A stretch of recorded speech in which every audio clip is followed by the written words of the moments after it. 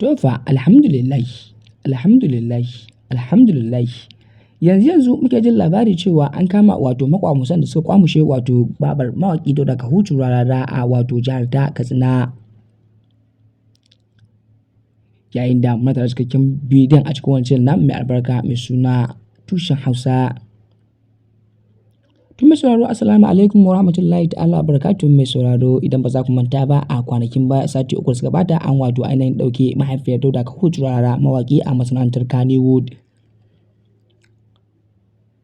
Bayan ɗauke ta ke da wuya kwana 3 tsakani maƙwamusan suka kira Dauda Kahutu Rarara a wayarsa domin tambayar kuɗin fansa. Yayin da suka tambaye shi kuɗi har naira biliyan 1. Yayin da a kafafen sada labarai wasu na ta jin daɗi wasu kuma suna ta taya shi alhinin faruwar wannan abu. Domin sauraro muna tare da cikakken bidiyon ne a cikin wancan namu mai albarka mai suna Tushen Hausa kan da mai ku da surutu. To amma kafin cikakken bidiyon dan Allah mai sauraro, idan ka san wannan shine zuwanka na farko kan wancan namu mai albarka mai suna Tushen Hausa, muna da buƙatar ka samu hannunka mai albarka ka danna mana subscribe kana ka danna alamar ƙararrawa. Domin haka shi ne baka ta damar zamu labaranmu da kuma da zarar mun ɗora. Mun gode da kallon wancan namu mai albarka mai suna Tushen Hausa.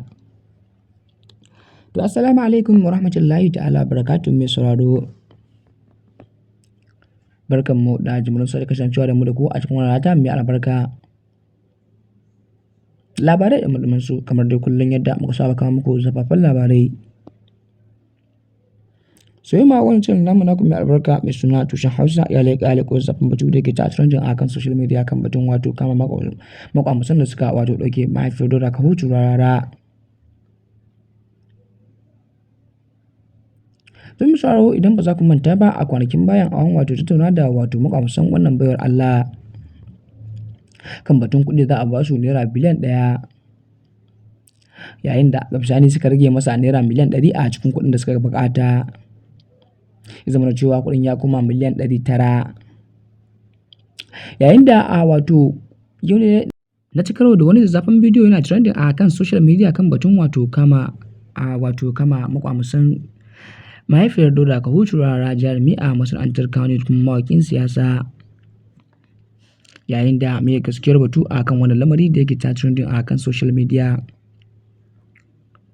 Mutane da dama sun ce an kama maƙwamusan, to amma kuma ta wani ɓangaren mutane bayan gudanar da bincike sun ce ba a kama wannan maƙwamusa ba. To anan dai muna tare da gaskiyar batun da abin da yake faruwa a kan social media da kuma zahiriya bayan tattaunawa da mawaƙin Dauda Kahutu Rarara. To mai sauraro a taƙaice dai gaskiya wannan makama har yanzu dai ba a ainihin kama su ba, kawai dai mutane suke ta watsawa kan social media kan cewa an kama maƙwamusan da suka ɗauke mahaifiyar Dauda Kahutu Rarara. Lamarin nan dai sai an dage da addu'a da yayin da har yanzu shiru kake ji ba su magana ba, kuma shi ma ainihin bai samu wasu labari ba. To mai sauraro a duka dai a yau anan zamu kawo ƙarshen shirin namu na yau. Kar ku manta kuna tare da tashar ainihin Tushen Hausa.